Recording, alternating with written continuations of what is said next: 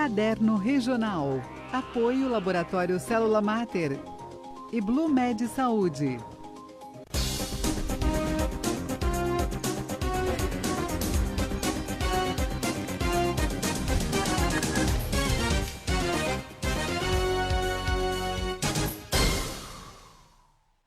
Boa noite. Ex-candidata à Prefeitura de Itanhaém e outras 4 pessoas foram presas em operação do Ministério Público que investiga fraudes em licitações para a compra de uniformes e materiais escolares. O ex-prefeito da cidade, Marco Aurélio, também está sendo investigado. Os valores referentes aos contratos ultrapassam 40 milhões de reais, segundo o Ministério Público. Parte dos presos foi trazida para o primeiro DP da cidade, onde foram registrados os boletins de ocorrência referentes ao cumprimento dos mandados de prisão. No total, 5 pessoas foram presas temporariamente por 5 dias. Cris Forcel, ex-candidata, o marido dela, 2 empresários da cidade e um administrador.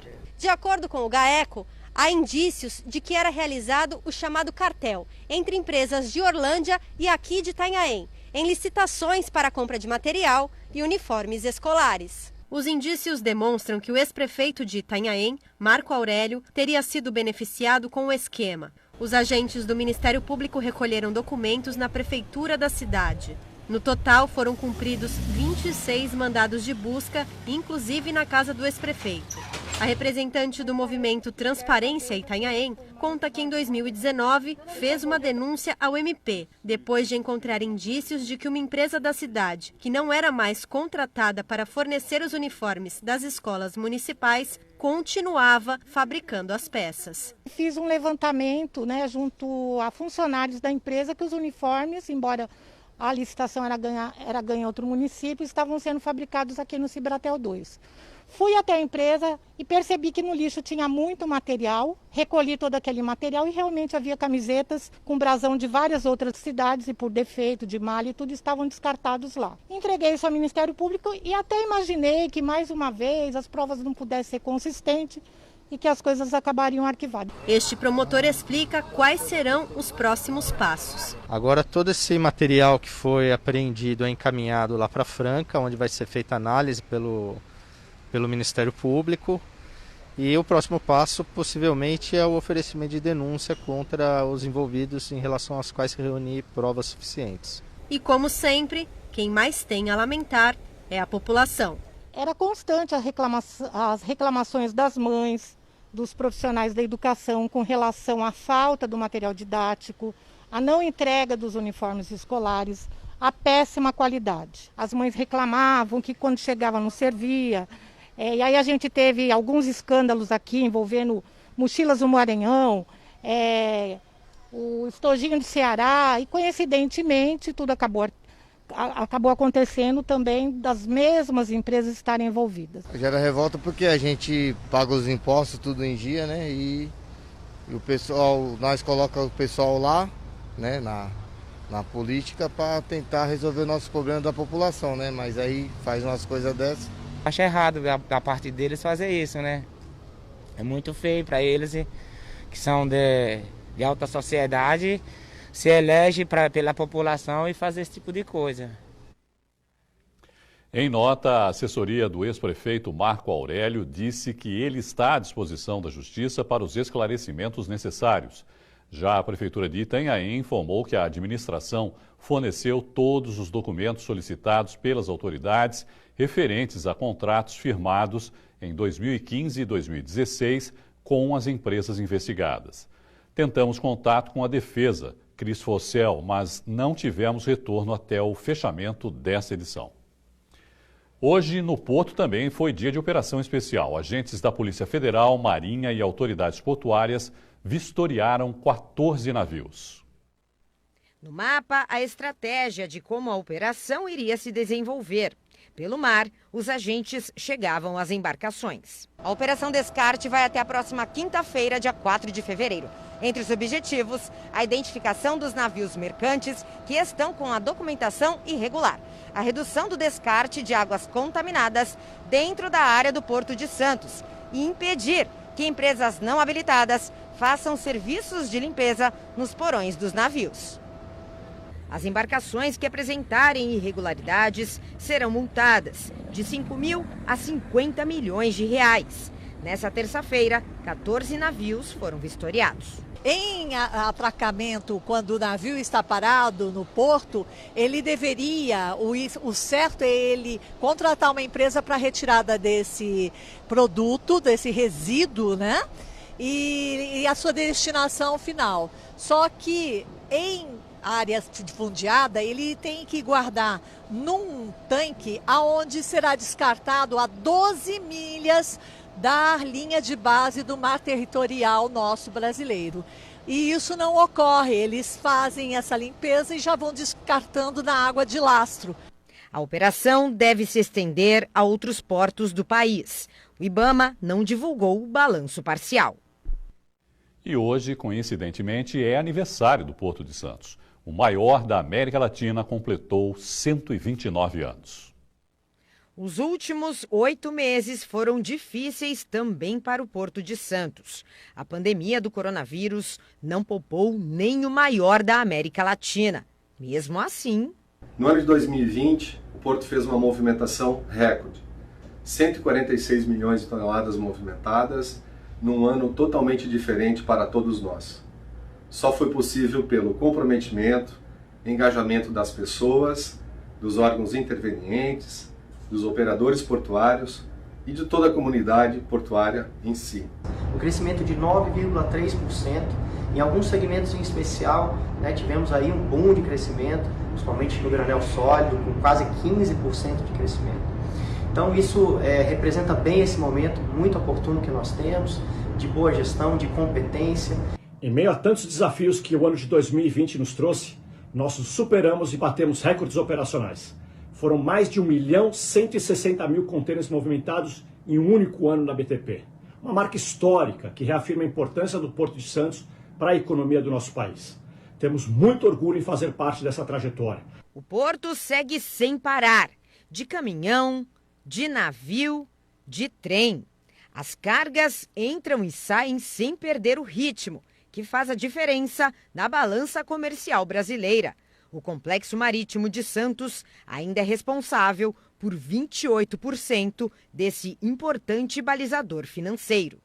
Eu parabenizo a todos os portuários, todas as pessoas que construíram a história desse porto, desse gigante da logística brasileira, responsável por geração de tantos empregos na Baixada Santista, tantos empregos em toda a sua Interlândia, atendendo a sua principal função, o desenvolvimento econômico e social do nosso país. Queremos, em nome da nossa associação, render as nossas homenagens aos 129 anos de instalação do maior porto da América Latina, o nosso Porto de Santos. Estendemos também, na pessoa do presidente da Santos Ports Authority, engenheiro Viral, e toda a sua diretoria e todos aqueles colaboradores que tornaram o Porto de Santos um dos mais eficientes do mundo, os nossos cumprimentos. O Porto pulsa na expectativa de um 2021 promissor, com os avanços no combate ao coronavírus. O gigante, que nunca dormiu, continua mais acordado do que nunca. Confiança de que nós teremos condição de fazer os nossos arrendamentos, que serão realizados ao longo do ano de 2021 e 2022, de fazermos os investimentos na nossa malha ferroviária do Porto de Santos, que já se encontra agora em discussão e consulta pública com a FIPS, e de preparar esse porto, então, para esse próximo passo, que é o passo da desestatização do porto, e que que virá aí também para a contribuição de todos os players, de todas os participantes dessa grande comunidade portuária do Porto de Santos, para que a gente possa de fato desenvolver no Porto de Santos todo o seu potencial e possa atender cada vez melhor as nossas cadeias logísticas, atendendo a logística do Brasil. A seguir, chegam a Santos mais doses da Coronavac. Os detalhes em 2 minutos. Até já. Muita gente acha que 2020 simplesmente não existiu. Mas aqui no Célula Mater, o ano foi um dos mais intensos. A gente precisou entender o momento para se adaptar, transformar, evoluir. Tudo novo com o objetivo de sempre preservar a vida. E pode escrever. Para 2021, a nossa dedicação só não será maior do que a certeza de continuarmos ao seu lado. Ponto de Vista, segunda a sexta, 1h30 da tarde, na Santa Cecília TV. A nossa onda é te ver vivendo mais e melhor. É ter você curtindo a vida, sorrindo, abraçando, beijando, se movimentando tipo uma criança e, quem sabe, surfando. A nossa onda é ser o plano de saúde que mais cresce na Baixada. E você, qual é a sua onda? Blumed Saúde. A gente surfa na onda da saúde. Um porto cheio de história, operando desde o ciclo do café. 129 anos investindo em tecnologia e modernização. Fizeram do maior complexo portuário da América Latina a força e o desenvolvimento da nossa economia. Parabéns, Porto de Santos. 2 de fevereiro. Homenagem do Complexo Educacional Santa Cecília e do Sistema Santa Cecília de Comunicação.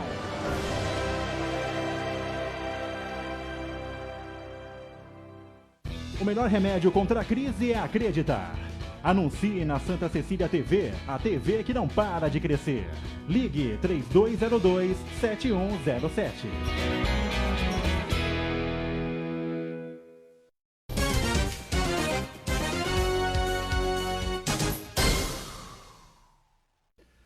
Mais de 11 mil doses da Coronavac chegaram em Santos hoje pela manhã. As vacinas foram distribuídas nos postos de saúde. O novo lote vai imunizar os profissionais da área médica que ainda não receberam a primeira dose. Todos precisam comprovar vínculo empregatício com a instituição de saúde, com carteira de trabalho, holerite, contrato, documento com foto e comprovante de residência. Durante todo o dia, filas foram registradas nas unidades. E foi reaberto o prazo de inscrição para vacinar acamados na cidade. Ao vivo, a repórter Andressa Lara tem as informações. Boa noite, Andressa. Boa noite, Irineu. Boa noite a todos. O novo prazo vai até essa sexta-feira dessa semana, mas por que foi prorrogado? Esta pergunta quem vai responder é o Christian Mark Weiser. Ele é chefe do departamento de atenção básica aqui do município. Boa noite, Christian. Boa noite. Bem, o prazo foi prorrogado desta segunda-feira até dia 5, próxima sexta. Santos é uma cidade que tem uma população idosa, cerca de 23% do seu total. Então, nós entendemos que se fez muito necessário, porque continuou havendo uma busca nas unidades pela inscrição. Percebeu-se que havia um déficit necessário para atender e prestar a assistência devida às pessoas que precisam desse serviço. Então, por uma sensibilidade do secretário Adriano Cata Preta, foi determinada a reabertura desse prazo e, por favor, nós conclamamos a todos aqueles que, de fato, são acamados, que são aqueles que não saem de casa em hipótese alguma, não têm condições de locomoção, que enviem seus parentes, seus cuidadores para fazer inscrição, porque foi reaberto e é até esta sexta-feira em cada uma das 31 policlínicas do município, das 8 da manhã até as 5 da tarde. O que é preciso ser feito? Quais os documentos a pessoa precisa levar? Necessário que se leve toda a documentação médica desse acamado, comprovando que ele é de fato acamado, e como laudos médicos, receitas médicas e a documentação com foto do paciente. E no ato da inscrição na policlínica, o cuidador ou o parente fará um pequeno questionário para se verificar que de fato aquela pessoa se enquadra nos quesitos de paciente acamado mesmo. Ok, Christian, muito obrigada. Irineu, é com você. Obrigado, mano. Estamos na Semana Nacional de Prevenção à Gravidez na Adolescência. O principal objetivo do Ministério da Saúde é alertar e informar para evitar a gestação precoce. Bastou um descuido para a Júlia, de 15 anos, engravidar. Os sintomas apareceram rápido e ela logo desconfiou. Meus seios estavam ficando cada vez mais sensíveis e crescendo. teve atraso da menstruação também, então isso tudo levou a eu fazer o teste. A notícia foi um choque, não só para ela, para a família também. Mas hoje, no 6º mês de gestação, a estudante recebe o apoio de todos, inclusive do ex-namorado, o pai do João Carlos. Ele tá super feliz que vai ser o moleque dele, ele tá super animado e não vê a hora dele nascer logo. A mãe, que trabalha como cuidadora, está feliz com a chegada do neto, mas faz questão de lembrar que conselhos não faltaram. Lá em casa sempre foi muito aberto, né? A conversa sobre sexo, sobre todo tipo anticoncepcional, sempre foi muito aberto. E acho que eu até invadia demais a privacidade delas, né? Que eu tenho uma filha mais velha. E a Júlia sempre foi mais fechada.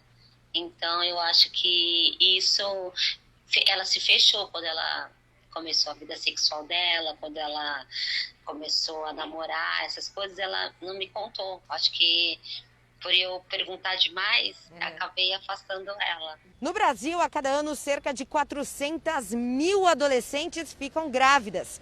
E a gestação nessa fase da vida pode gerar complicações, tanto para a futura mãe quanto para o bebê.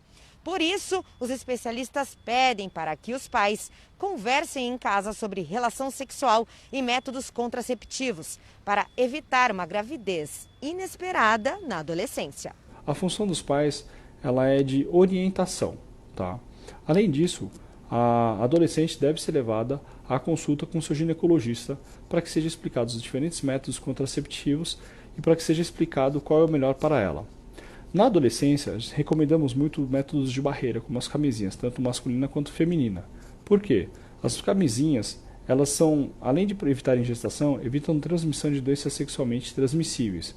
Então, elas são métodos de escolha para adolescentes. Mas não deve ser usado de maneira isolada. A gente sempre associa um método porque a eficácia dela não é tão boa. Então, a gente pode usar métodos contraceptivos orais, as famosas pílulas, os contraceptivos injetáveis, que temos contraceptivos mensais e trimestrais, e até os implantes, no caso seria o Implanon para adolescentes. A gravidez na adolescência traz muitas consequências. Não é só o corpo das meninas que mudam, mas a vida inteira. Manter o sonho de uma profissão requer um esforço muito maior. Júlia garante que vai dar o melhor para o filho. E hoje a dúvida é que profissão pretende conciliar com a maternidade, ser professora ou veterinária. Também danço, agora eu parei por conta, né, da gravidez, não posso fazer tanto esforço, mas eu ainda estou vendo o que eu quero realmente. Não é por causa de um erro que ela vai deixar de ser minha filha. Entendeu? E a família vai crescer. Nesse ano de 2020, tanta gente perdeu seus familiares.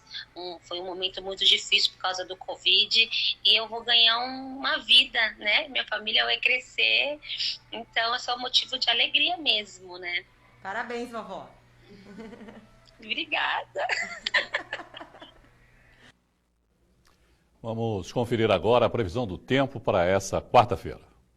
Em Santos, o sol aparece pela manhã e a previsão é de chuva a partir da tarde. As temperaturas vão ficar entre 25 e 32 graus. Com 80% de chances de chover, a quarta-feira em Guarujá terá pancadas de chuva à tarde e à noite. A máxima será de 32 e a mínima de 25. Em Cubatão, nada de chuva durante o período da manhã, mas depois o cenário muda. As temperaturas oscilam entre 28 e 35 graus.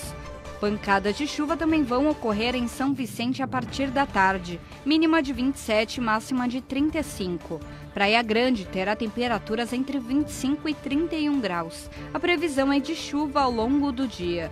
Assim como as outras cidades da região da Baixada Santista, em Mongaguá o dia amanhece ensolarado, mas chove nos demais períodos. A mínima será de 24 e a máxima de 30 graus. O Caderno Regional faz um rápido intervalo e volta já.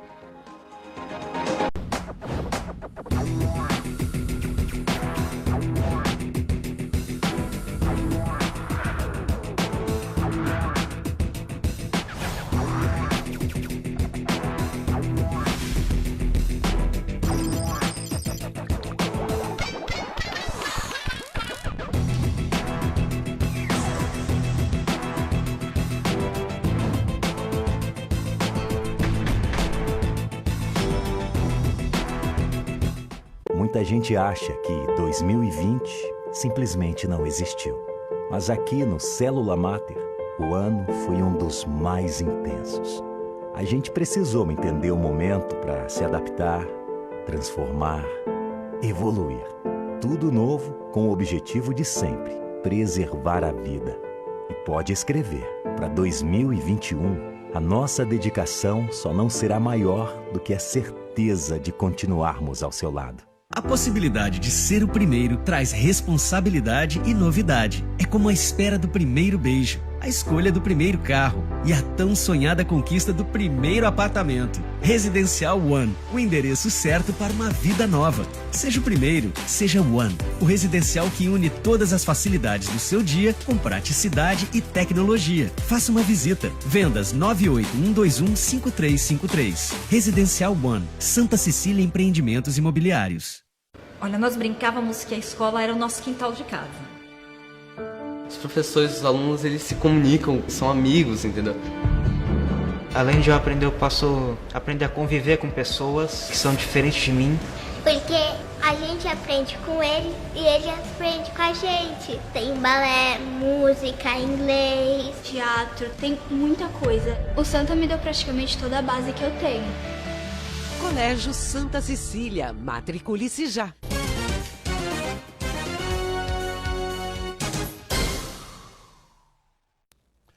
Hoje é dia de Iemanjá e aconteceram diversas homenagens na região.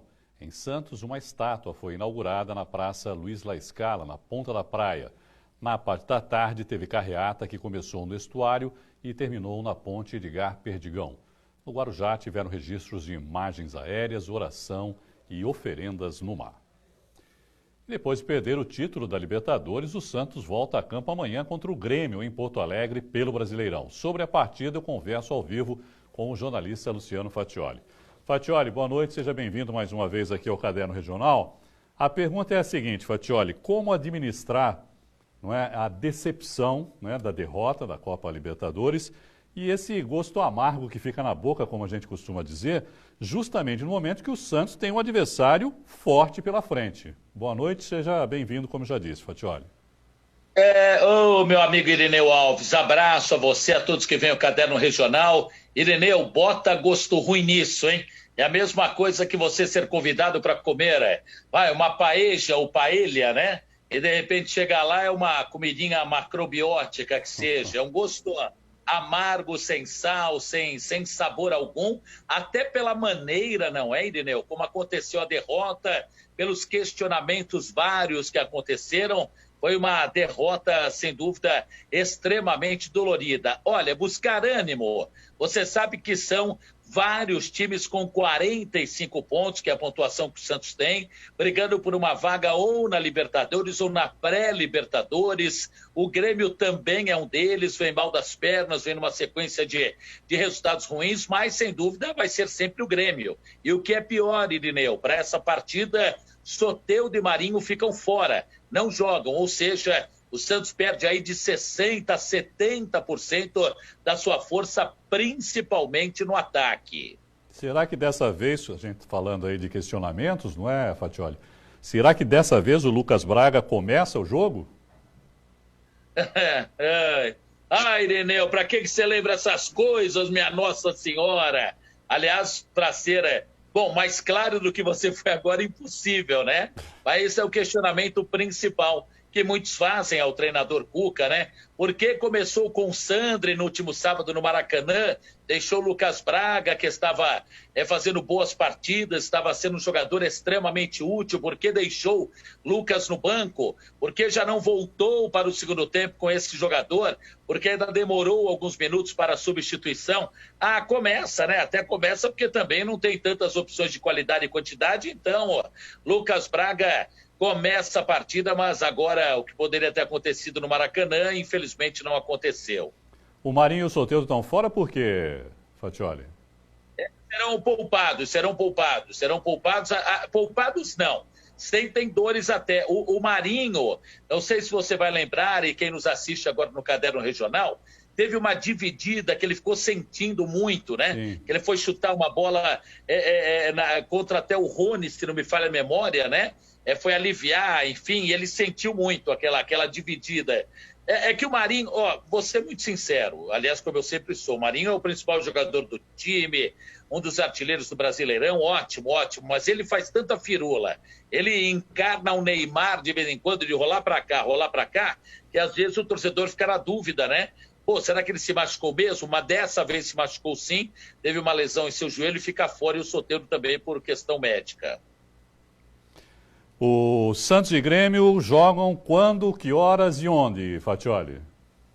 Amanhã à tarde, 4 da tarde em Porto Alegre. Aí o torcedor fala, mas meu Deus do céu, 4 da tarde por quê? Não tem torcida, tanto faz, né? Aliás, parabéns à Comebol, Irineu, me permita, por favor, já falei isso no Domingo Esportivo. Comebol, parabéns. No Maracanã, a capacidade é para 64 mil pessoas. A logística da Comebol conseguiu colocar os 5 ou 6 mil torcedores que lá estavam, não é?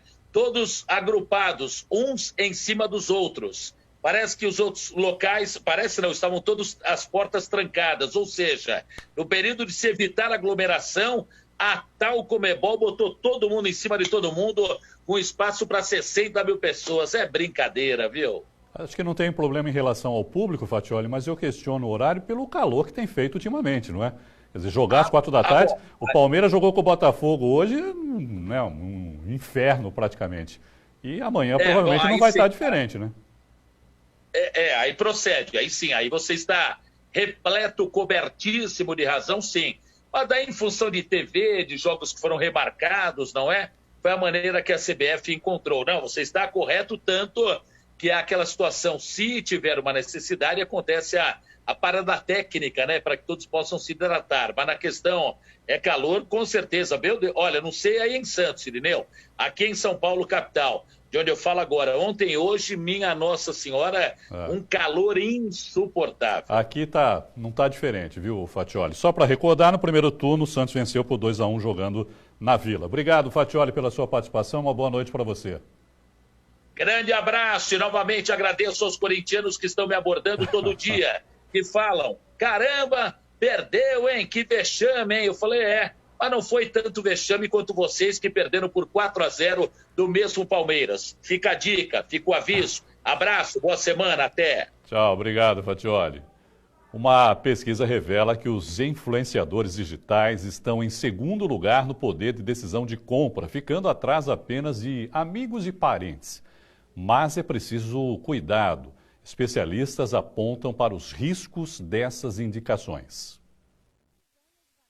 Trocou o trabalho em um escritório de comércio exterior para se dedicar à carreira de digital influencer. Pelo perfil do Instagram, ela dá dicas de looks e de lojas na Baixada Santista. Hoje as minhas divulgações são nas lojas físicas, eu geralmente vou até o lugar, eu gosto de frisar bastante a localização, aonde a loja fica, e isso é um ponto muito positivo que eu recebo de feedback tanto das lojas, das marcas, quanto das minhas seguidoras. Mas lojas online, que hoje está muito forte, eu recebo aqui na minha casa e faço os provadores aqui. As lojas mandam as roupas e eu consigo fazer esse trabalho de dentro de casa, um home office. São mais de 19 mil pessoas que acompanham os vídeos diariamente. E ela sabe da responsabilidade que tem na hora de indicar um produto.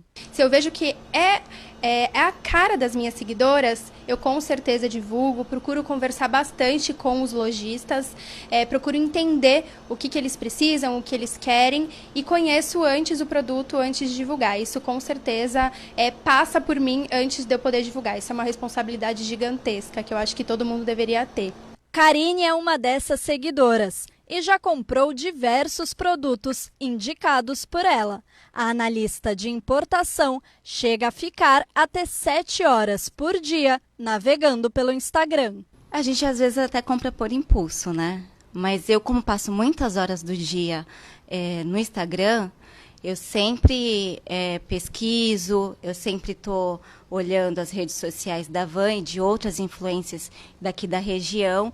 Então, a gente acaba sempre pesquisando e vendo as lojas, porque a gente acaba se identificando e aí a gente acaba querendo comprar. Segundo um estudo realizado pelo Instituto Qualibest, os influenciadores estão em segundo lugar com 49% no poder de decisão na hora de comprar um produto. O estudo ainda revela que 76% dos internautas brasileiros já consumiram produtos ou serviços após a indicação de um influencer digital.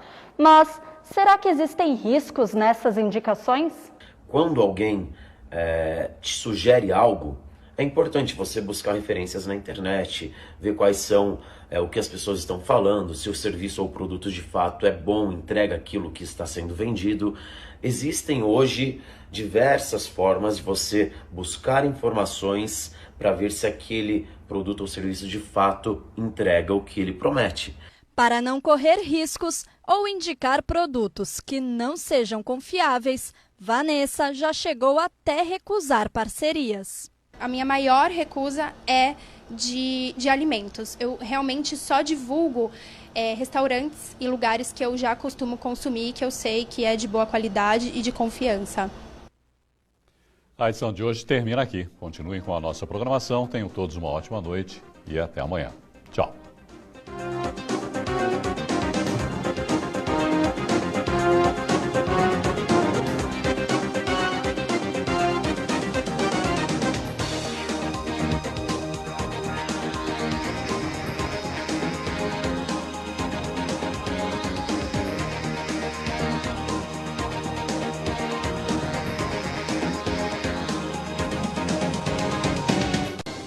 Caderno Regional. Apoio Laboratório Célula Mater e Blue Med Saúde.